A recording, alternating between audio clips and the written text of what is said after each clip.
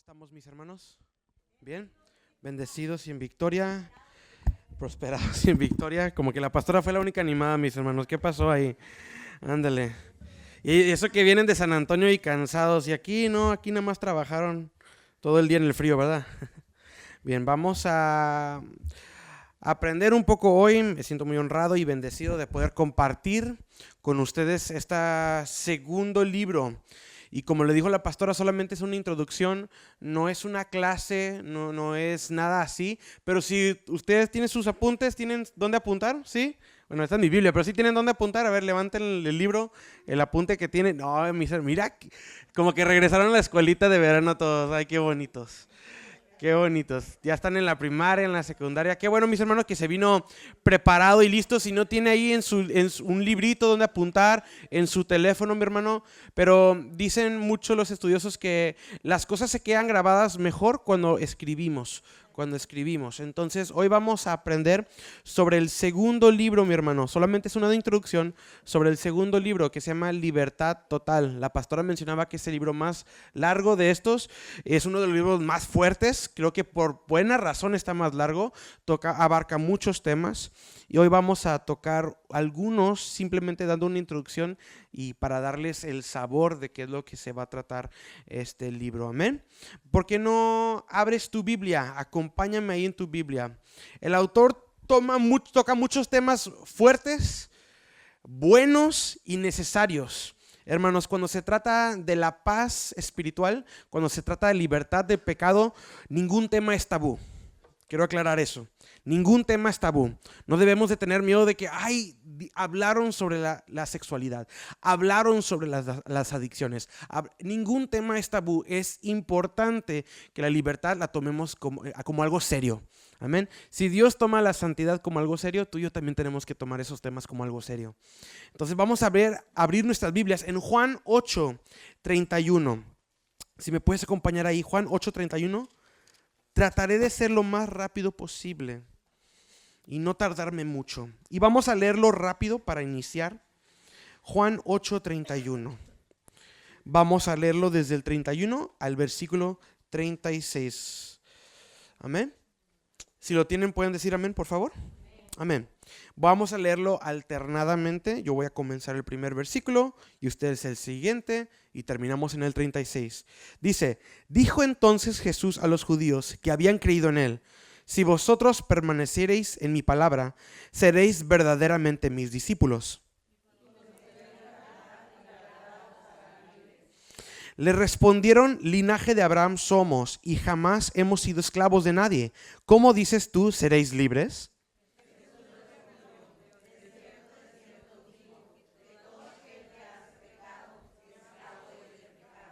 Y esclavo no queda en la casa para siempre, el Hijo sí queda para siempre. 36. Así que si el Hijo os libertare, seréis verdaderamente libres. Me encanta cómo le preguntan aquí a Jesús: ¿cómo es que dices que seremos libres? ¿A qué te refieres si no somos esclavos?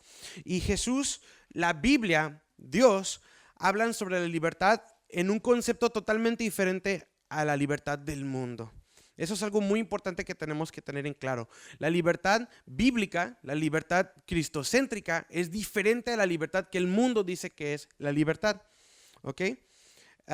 No necesitas poderes externos para ser, no necesitas que tu circunstancia cambie para ser realmente libre.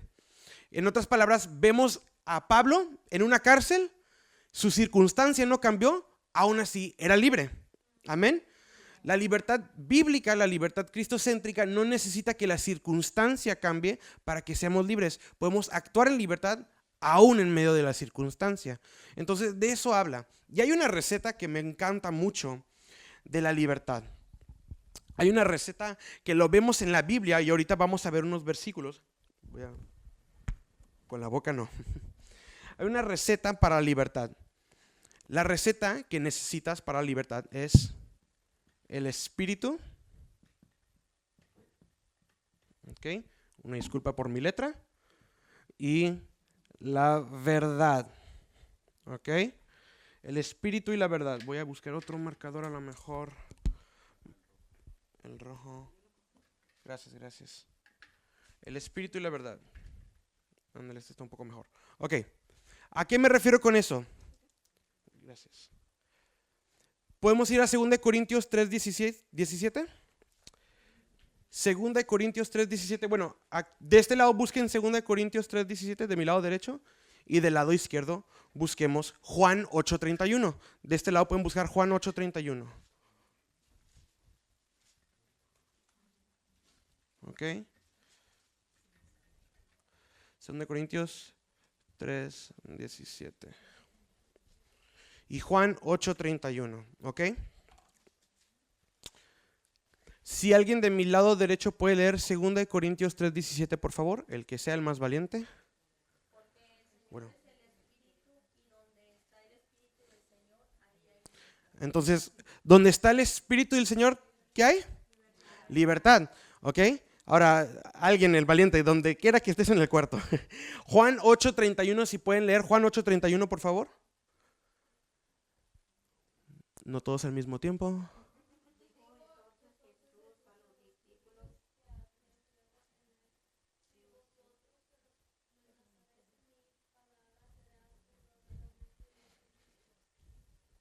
Juan 8:31. Dice 32, una disculpa. 32. Lee el 32, por favor, Rebeca. Ok. Conoceréis la verdad y la verdad os hará libres. Ok. ¿Por qué lo digo que es la receta de la libertad? Porque tú y yo necesitamos, uno, conocer la verdad. ¿Quién es? Jesús. Cuando tú y yo conocemos a Jesús, conocemos de su palabra, la verdad, que la palabra de Dios dice que Él es la verdad, es el verbo, seremos realmente libres. Y cuando recibimos al Espíritu Santo, cuando aceptamos su sacrificio y Él entra en nosotros, ahí empieza la receta de ser verdaderamente libres. Y entra Jesús en un diálogo en Juan 4. Juan 4, no tienes que ir ahí, pero entra en una conversación con una mujer. Y le dice que Dios está buscando a gente, a adoradores, ¿en qué? En espíritu y en verdad. Ya están viendo más la receta.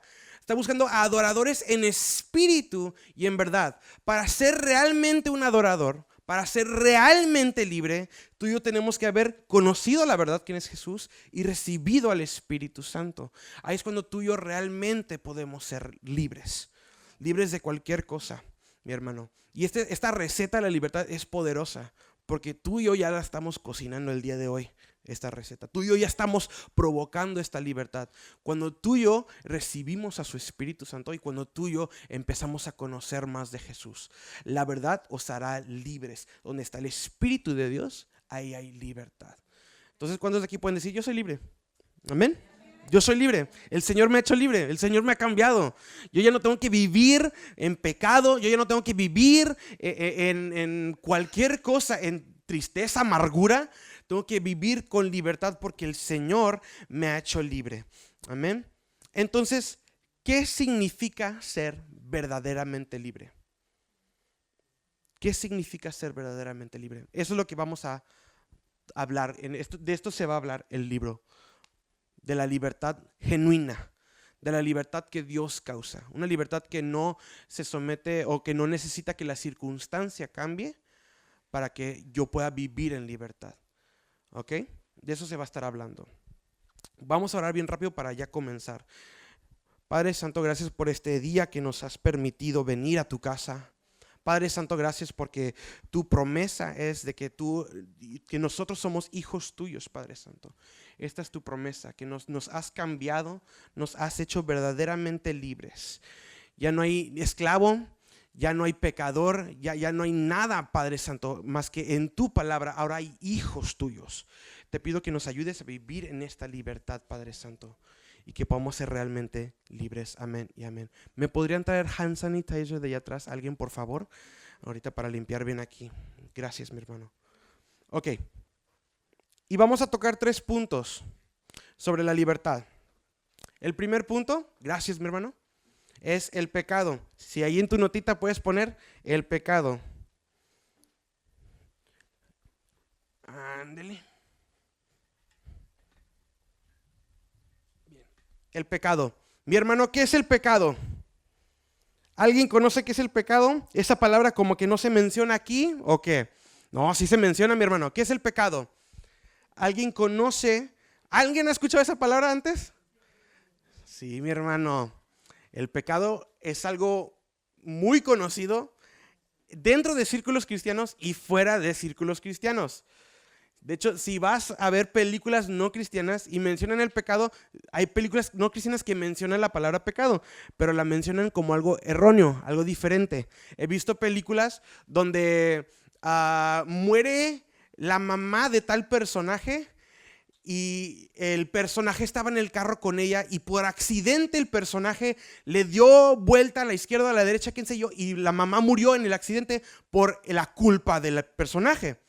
Y él dice, mi pecado es que yo causé el accidente.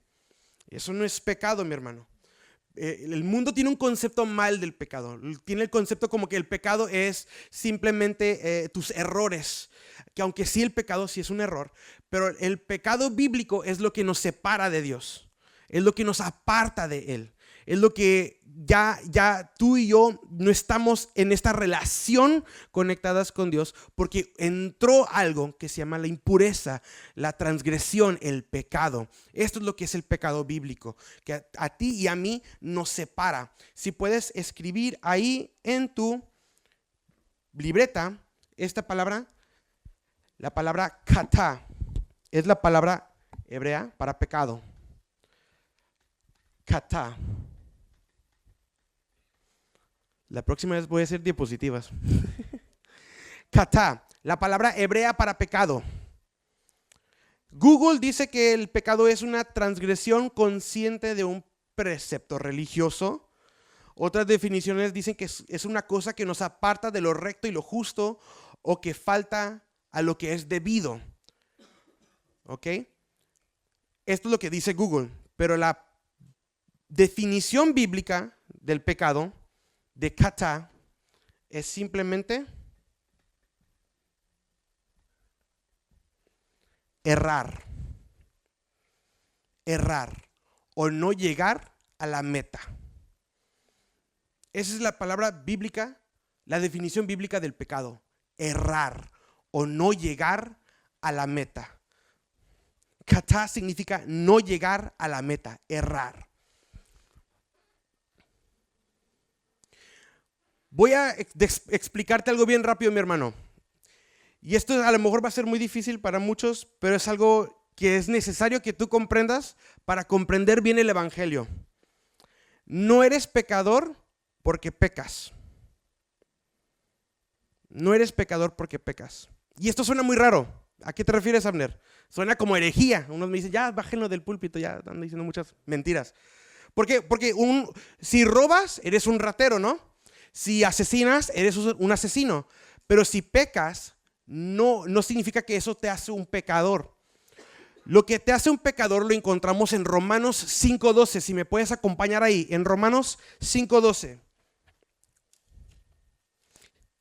Romanos 5:12 nos dice de esta manera: por tanto, como el pecado entró en el mundo por un hombre y por el pecado la muerte, así la muerte pasó a todos los hombres por cuanto todos pecaron. En otras palabras, mi hermano, antes de que tú hayas pecado y naciste en un mundo dolido, quebrantado, herido, y naciste como pecador. Todos están destituidos de la gloria de Dios al nacer. Salmos 51:5 dice: he aquí, en maldad he sido formado y en pecado me concibió mi madre. Salmos 51:5, he aquí, en maldad he sido formado y en pecado me concibió mi madre. Cuando tú y yo nacimos, ya nacimos en pecado. Nacimos en este error. Nacimos en un mundo dolido, mi hermano. Nacimos en un mundo ¿cuántos conocen este mundo? No es tan bonito. No es el mundo más hermoso. No es arcoíris y flores y rosas. Es un mundo dolido. Y es injusto porque Adán pecó, y como Adán pecó, no, pues yo me tengo que llevarme la culpa, ¿no? Pero dice la palabra de Dios que estamos ya apartados de Él al nacer. Porque nacimos en un mundo dolido. Pero esto no es la buena noticia es esto, mi hermano. En Romanos 5:19 dice, porque así como por la desobediencia de un hombre, los muchos fueron constituidos pecadores, así también por la obediencia de uno, los muchos serán constituidos justos. Ahorita estamos, al amor está un poco pesado, pero estamos en teología, mi hermano. Teología profunda. Tú y yo nacimos en un mundo pecador. Nacimos como pecadores, mi hermano. Los católicos creen que desde, no, que simplemente así, todos son santos, bonitos, y luego por eso los tienen que bautizar desde antes y todo. Pero tú y yo nacimos en un mundo pecador. Y la buena noticia es de que tú y yo no tenemos que preocuparnos por ser perfectos. El perfecto murió por ti y por mí. Él es el único perfecto, mi hermano. Como decía la pastora, estamos en un proceso de santificación. Tampoco es de que, pues mejor voy a pecar ya que Jesús. No, es un proceso y maduración y creciendo y aprendiendo y mejorando. Pero tú y yo no tenemos por qué estar viviendo con, es que yo no soy perfecto, yo no soy perfecto. Qué bueno, mi hermano, que no es perfecto, porque yo tampoco. Nadie de aquí es perfecto. Somos impuros al nacer, de acuerdo a las Escrituras. Pero viene Jesús, dice su palabra que es el mejor Adán, porque Él ahora viene a morir y a purificarte a ti y a mí. Entonces, necesito que comprendamos esto juntos. Que comprendamos lo que es realmente el pecado. No eres pecador porque pecas simplemente. Eres pecador porque naciste en este mundo herido, dolido. Ahora, ¿qué es lo que hace el pecado? El pecado nos separa de Dios, pero no en la manera que piensas, mi hermano. Muchas veces pensamos que cuando hay pecado en nuestra vida, es Dios haciéndolo así.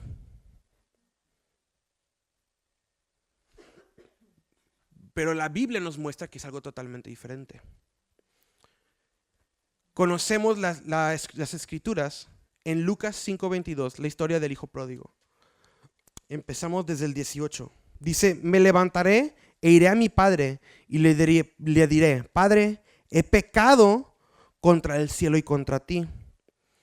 Y aquí es donde empieza la mentira del pecado, lo que causa el pecado en ti y en mí, mi hermano. Dice, ya no soy digno de ser llamado tu hijo, hazme como uno de tus jornaleros. Otras palabras dicen como un esclavo, uno de tus esclavos. Y continúa el versículo en el 20 y dice, y fue movido a misericordia el padre y corrió y se echó sobre su cuello y le besó. Entonces, ¿qué es lo que vemos, mi hermano? Cuando pecamos pensamos que es Dios volteando su mirada de nosotros. La realidad es de que el Padre, cuando pecamos, Él busca sus hijos. Él va tras nosotros. No sé si ustedes eran los niños buenos cuando estaban chiquitos o los niños malos. No sé quién de aquí era tremendo, travieso o traviesa. Pero cuando hacía algo que sabes que a su papá no le gustaba, ¿qué pasaba? ¿Qué hacía? Se escondía, ¿verdad? Escondía. Hubo un momento en que yo también, hasta me está mirando con la cara así de enojado, pero hubo un momento en que yo también me escondía, ¿no? Y me iba corriendo a mi cuarto. Yo recuerdo cuando mi papá, que hubo un momento en que sí, y mi papá sí me nos regañaba así, con cinta y todo, ¿no? Y hubo un momento en que yo aprendí cómo cerrarle la puerta con llave. Y no, tenía 5 años, mi hermano, y corrí. Yo recuerdo, tengo esa memoria aquí, corrí por toda la casa y le cerraba y me escondí. Iba por debajo de las piernas de mi papá y me iba al otro cuarto y le cerraba, ¿no? Porque cuando es lo que hace el temor, nos hace sentirnos culpables y nos quiere apartar.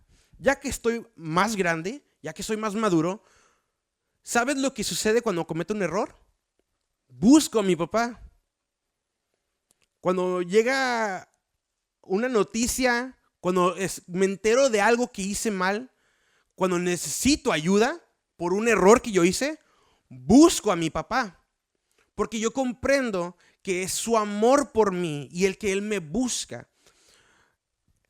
El error El pecado lo que hace es de que nos causa que volteemos nosotros la mirada de Dios y pensemos que es un papá malo. Esto es lo que hace el pecado. Nos hace pensar que Dios es un papá malo y solamente me va a castigar. Pero la convicción y el amor me enseña de que cometí un error, tengo que buscar a papá. Porque Él me busca cuando yo cometo errores. Él me busca a mí. Y mi hermano, ¿cuándo no nos ha pasado que a veces hay domingos en que usted y yo llegamos y sabemos que cometimos un pecado, sabemos que estamos desobedientes delante de Dios, y llegamos y entramos, y en vez de llegar con gozo, con libertad, entramos con culpabilidad? Y a veces no queremos ni levantar la mano. ¿O soy el único solo en esto, mi hermano? No. Tú sabes, ha habido momentos en tu vida cuando tú llegas a la iglesia y no soy digno de estar aquí. No merezco estar aquí. ¿Por qué vienes si sabes que lo vas a regar otra vez? Pero el Señor me enseña de que yo debo de buscarle a Él porque Él me busca a mí. Esto es lo que hace el amor de Dios. Cuando yo reconozco el amor del Padre, yo soy realmente libre, mi hermano. Yo soy realmente libre. El pecado no nos separa de Dios. En el hecho de que el pecado nos separa de Dios, en el hecho de que creemos la mentira de que no somos dignos del amor de Dios. No somos dignos de Él. Pero el Señor, como el Padre, dice, y fue movido a misericordia y corrió y se echó sobre su cuello y le besó. Y luego continúa, dice, y el hijo le dijo, Padre, he pecado contra el cielo y contra ti, ya no soy digno de ser llamado tu hijo. Pero el padre le dijo a sus siervos, sacad el mejor vestido y vestidle y poned un anillo en su mano y calzado en sus pies. Es lo que el Padre hace, mi hermano. El pecado nos hace sentir culpables.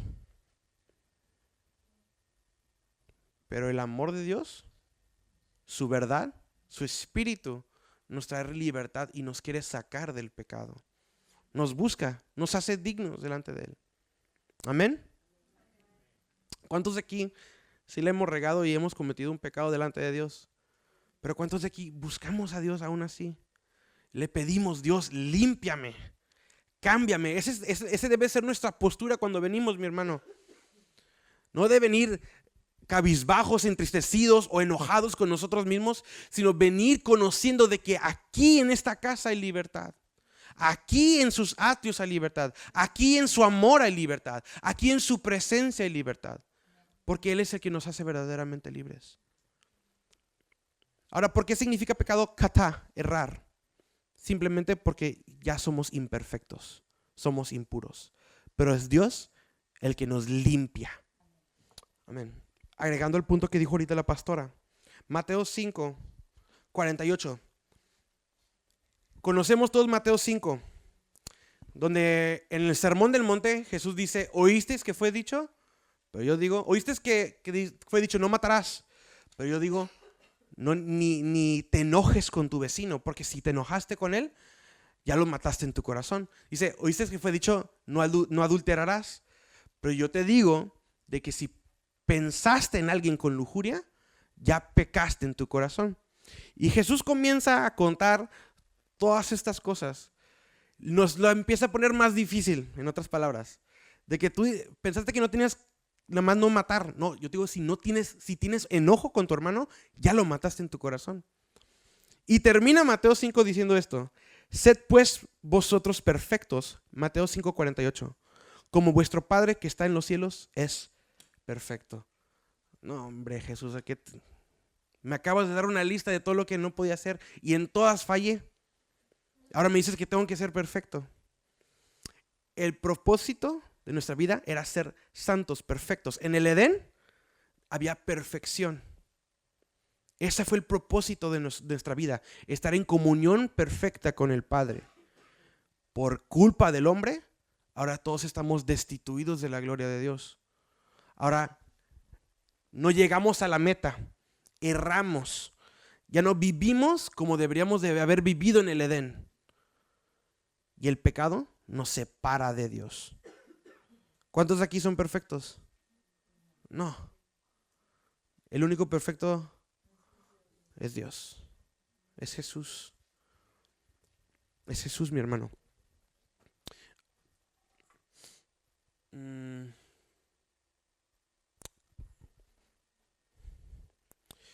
Imaginemos un sol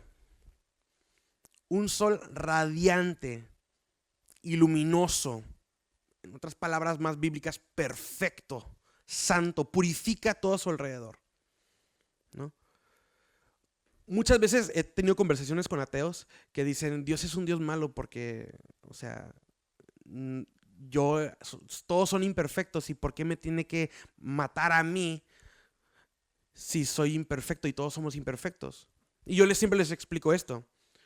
Si yo me acerco a un sol, tan perfecto que sea, tan bueno que sea, ¿qué me va a pasar? Me voy a quemar. No porque el sol sea un sol malo, no porque el sol sea,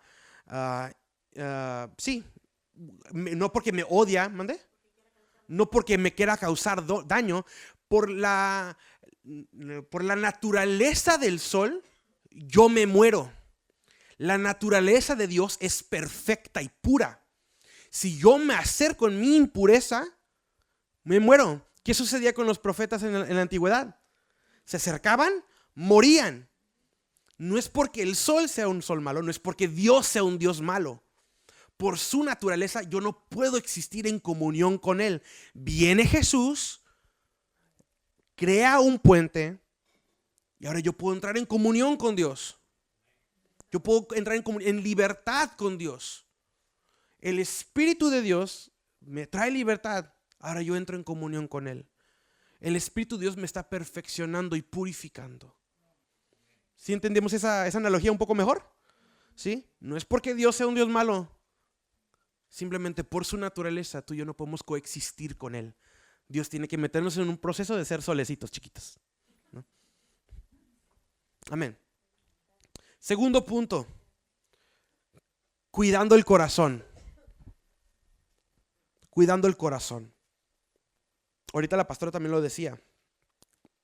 Sobre toda cosa guardada, tenemos que guardar el corazón. Ahora es importante, y Pablo también lo escribe mucho, y creo que es en Corintios, si no mal recuerdo. Y él dice, ahora entonces ¿qué? Como Dios ha morido por mí, entonces soy muerto por mí, ¿soy libre de hacer lo que quiera? No. Tú y yo tenemos que actuar en nuestra libertad, trabajar en nuestra pureza, trabajar en nuestra perfección. No debemos de simplemente, pues ya tengo mi boleto para el cielo. No, tenemos que trabajar en nuestra perfección. Entonces tenemos que cuidar el corazón. Y cuando escuchamos sobre cuidar el corazón, normalmente el tema se trata de los adolescentes, ¿no? Es un mensaje que se lo comparte a los adolescentes. Cuida tu corazón. Lo he escuchado mucho en las quinceañeras, en los mensajes para los jóvenes, en los congresos juveniles. Pero el cuidar el corazón no solamente es para el niño, para el joven, es para nosotros también como adultos. Es para nosotros que tenemos que constantemente cuidar el corazón, porque el corazón es engañoso. El mundo dice, tenemos que seguir el corazón. Hazle caso a tu corazón. Tu corazón te va a llevar muy lejos. Pero las escrituras nos enseñan que el corazón es engañoso, que el corazón tiene sus propios ídolos. El corazón ama lo que ama. Y el autor empieza a entrar en un capítulo, tomé la libertad de cambiarle un poco el tema, dice cerrando puertas. Cerrando puertas. Hay ciertas cosas que tú y yo tenemos que aprender a cortar porque queremos permanecer en libertad. Y muchos dicen, es que tú ya no te juntas con nosotros, qué religioso eres. Pero a veces tú y yo tenemos que tomarla en serio como Dios toma la santidad en serio y cortar. Cuidar nuestro corazón. Cuidar lo que está dentro de nosotros. Porque lo que está dentro de nosotros, si le es serio a Dios, si el corazón es un tema muy serio para Dios, para nosotros también tiene que ser un tema serio. Tenemos que aprender a guardar ese corazón. El pastor Sergio Cisneros, no sé si quién recuerda de él, el pastor checo, como os dijo, uno flaco, trajeado con barba. No yo. No, que predicó con los jóvenes allá en Nuevo Laredo en el Congreso de Restaurados. Él hablaba sobre habló un domingo aquí sobre el corazón también. ¿Y qué sucede cuando tú y yo no cuidamos el corazón? Se petrifica, se convierte en piedra. Cuando tú y yo no cuidamos el corazón. ¿Qué significa un corazón de piedra? Ahí puedes escribirle tú. Un corazón de piedra significa, y él las dijo, entonces le estoy robando lo que él dijo porque me gustó mucho, pero dijo, un corazón de piedra significa dureza, insensibilidad y resistencia a la voluntad de Dios. Un corazón de piedra significa dureza, insensibilidad y resistencia a la voluntad de Dios. Hermanos, tú y yo podemos entrar aquí, creer en Dios y aún así no vivir en libertad, porque hemos endurecido nuestro corazón. Hemos dejado que las heridas de la iglesia, las heridas de la familia, las heridas del mundo endurezcan nuestro corazón y dejamos que el pecado endurezca nuestro corazón. El pecado, esto es lo que hace, nos miente, nos dice Dios no te ama. Entramos en la mentira y endurecemos nuestro corazón y empezamos a tener insensibilidad. Y lo más fuerte de todos estos es que tenemos resistencia a la voluntad de Dios. Ahora ya no queremos hacer lo que Dios nos pide. Ahora nos disgusta venir a la iglesia. ¿Cuántos de aquí no han pasado por procesos en que ya no quiero ni venir a la iglesia? ¿No? Y tú notas ahí, mi corazón está endurecido. Y tú vuelves a ver cómo estabas antes. Dices, wow, qué tantas mentiras creí del enemigo que yo me aparté de Dios.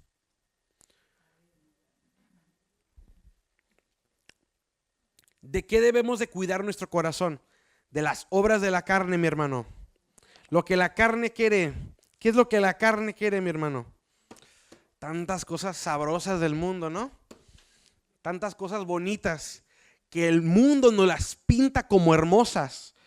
Pero Dios nos revela cuando conocemos de Él, nos revela que realmente son podridas. Realmente son negras.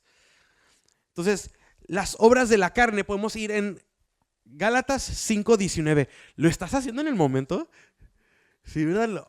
No, ¿y qué? Tenemos un equipo bien acá, ¿verdad? Que de la nada volteo y veo, ¡ay, eso yo no la hice! ¿Okay? Gálatas 5:19. ¿Cuáles son las obras de la carne, mi hermano? Gálatas 5:19.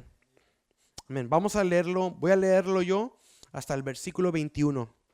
Y manifiestas son las obras de la carne, que son adulterio, fornicación, inmundicia, lascivia, idolatría, hechicerías, enemistades, pleitos, híjole, celos, mi hermana, no voltee, iras, contiendas, disensiones, no volteas a la persona, yo sé que ya lo ves, pero no.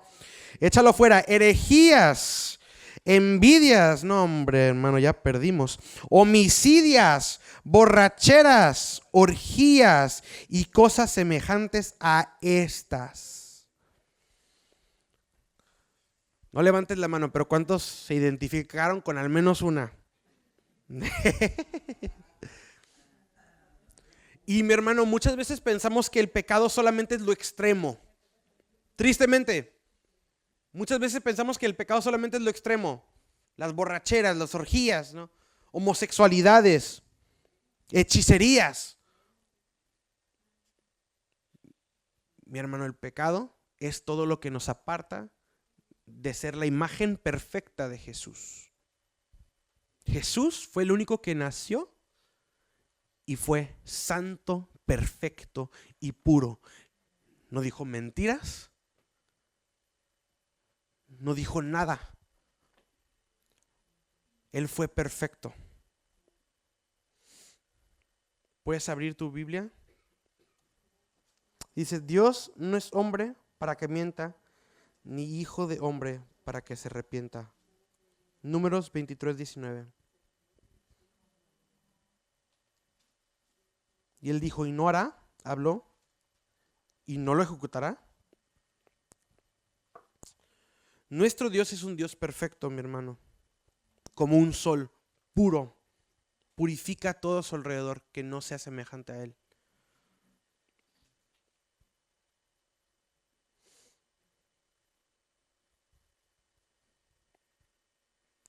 Y entra Jesús en Mateo 5 y nos dice, tenemos que ser perfectos. ¿Cómo actuamos en esa perfección? Apartándonos de las impurezas. Satanás tratará de tentarnos buscando despertar o incitar los viejos deseos relacionados con las malas pasiones. Pero ahora que estamos en Cristo, ahora que conocemos de Él, ahora que estamos en el camino del Señor, debemos permitir que el Espíritu Santo nos dirija, encauzándonos a hacer lo correcto. Es por eso que necesitamos la receta del principio. Necesitamos el Espíritu y necesitamos conocer la verdad. El Espíritu Santo, dice su palabra, que Él nos recuerda y nos convence de pecado. Por eso necesitamos su Espíritu Santo. Nos convence. Cuando tú no eres cristiano, hacías cosas y tú pensabas que era normal. Eran ok. No está mal hacerlo. Mis vecinos lo hacen.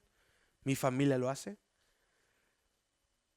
Y cuando llegas a conocer de Jesús, como que piensas, pues no sé, a lo mejor es un poquito malo, pero lo puedo hacer una que otra vez. Pero cuando empiezas a tener una comunión con el Espíritu Santo, te convence. En otras palabras, conoces la verdad que te salvó y su Espíritu Santo empieza a obrar en ti y te empieza a decir, hey, esto es malo. O cuando ya conociendo de Dios y cometemos pecado, decimos, ¿por qué estoy haciendo esto? ¿Por qué estoy viviendo así? ¿Por qué estoy actuando de esta manera? Dios le dijo a Caín que el pecado está a la puerta en Génesis 4:7. Y de hecho muchas veces lo describe como un animal que está esperando a atacarnos a nosotros. El pecado está a todo nuestro alrededor, mi hermano. A todo nuestro alrededor. Tristemente, y no para asustar a nadie, pero aún hay en comunidades cristianas, aún hay lugar para caer en tentación. Tristemente. Pero es una realidad de donde tú y yo vivimos. En un mundo dolido. En un mundo apartado. Y mis hermanos, yo sé que el pecado es algo fuerte, pero cuando tú y yo aprendemos a crecer y madurar nuestra relación con Dios, aprendemos a poner estas barreras para apartarnos del pecado. Muchos, especialmente como iglesia, pongámosle pentecostal, amamos el ministerio de la liberación. No, hombre, va a venir un profeta que libera y manda al que nunca se ha casado para que le saque lo que trae ahí dentro. No, o híjole, mándale a la hija de ella, a ella, ¿no? Y nos encanta el ministerio de la liberación. Que el ministerio de la liberación sí es importante, mi hermano, pero hay cosas que el enemigo no causó, hay cosas que simplemente por tu falta de disciplina sigues cayendo en pecado. ¿O no? ¿Cómo dice el hermano? Se acabaron los amenes, ¿no? Se comió el amén. Hay cosas que no es porque el enemigo me sigue diciendo que vea Netflix, ¿no? Y sigo viendo esas series que... ¿Por qué cerraron los ojos, mis hermanos? Hay cosas que tú y yo, por nuestra falta de disciplina, de poner barreras para apartarnos de la maldad, caemos en pecado. Tú y yo tenemos que aprender a ser diligentes y a buscar siempre estar, ¿no? Como las cancioncitas que cantábamos de chiquito. Cuidado mis ojitos al mirar. Cuidado mismo. porque el Padre nuestro Dios, no, mira, cuidado, mis ojitos. No, y unos le hacen así. ¿No?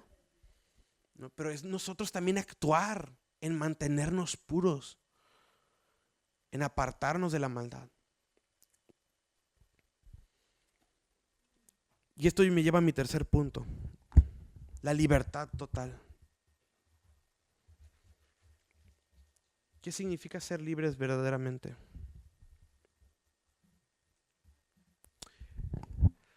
La libertad genuina, mi hermano.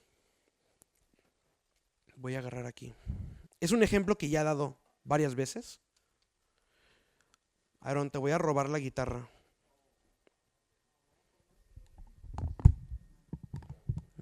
Pecada. El mundo nos enseña o nos dice que el ser verdaderamente libre significa que nada te detiene, que tú puedes hacer lo que tú quieras, vivir la manera en que tú quieras, hacer exactamente lo que tú quieras. El Señor nos dice que la libertad viene en los límites que nos pone, en los reglamentos, en las leyes que nos pone. Este ejemplo ya lo di una vez, a lo mejor algunos lo conocen, a lo mejor otros no. Pero en otras palabras, yo voy a ser totalmente libre en tocar la guitarra.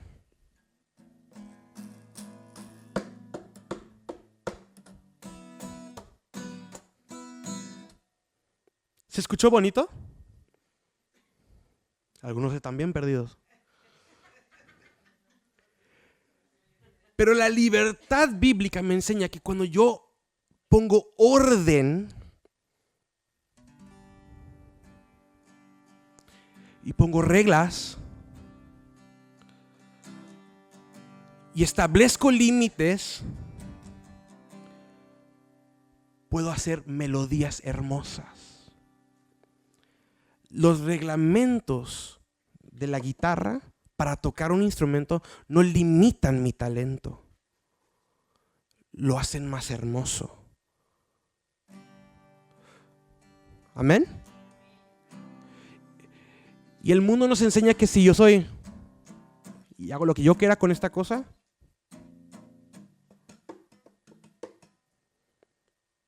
pero la verdad bíblica me dice que si yo aprendo a poner límites, aprendo a poner poner en práctica las reglas de Dios, las leyes de Dios, puedo encontrar una libertad que es hermosa, hermano. ¿Comprendimos con el ejemplo? Entonces, mi hermano, cuando tú y yo vemos que el Señor pone reglas y que dice que apártate de esto, apártate de aquí, pon esto, agrega orden espiritual, no es algo que nos limita, es algo que realmente nos trae libertad. Es algo que realmente nos hace libres, que trae belleza en nuestra vida. Pero eso no lo vamos a comprender viviendo en el mundo solamente. Vamos a comprenderlo cuando tenemos al Espíritu Santo dentro de nosotros.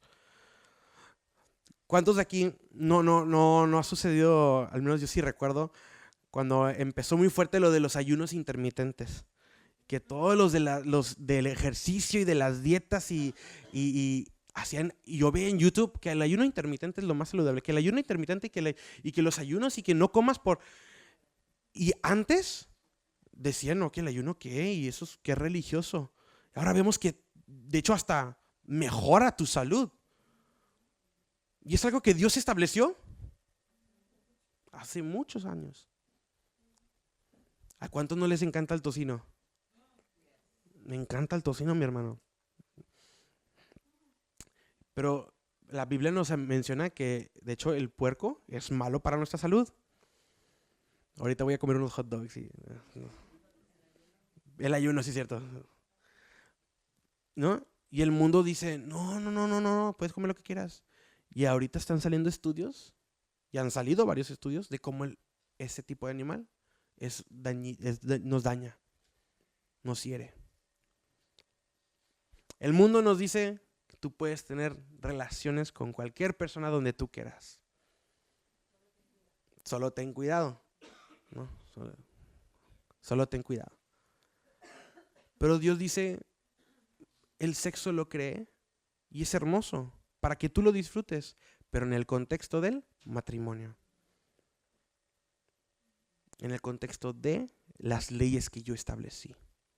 Podemos disfrutar de la vida y vivir en libertad dentro de los estatutos que el Señor puso, dentro de los reglamentos que Dios puso, dentro de sus fundamentos.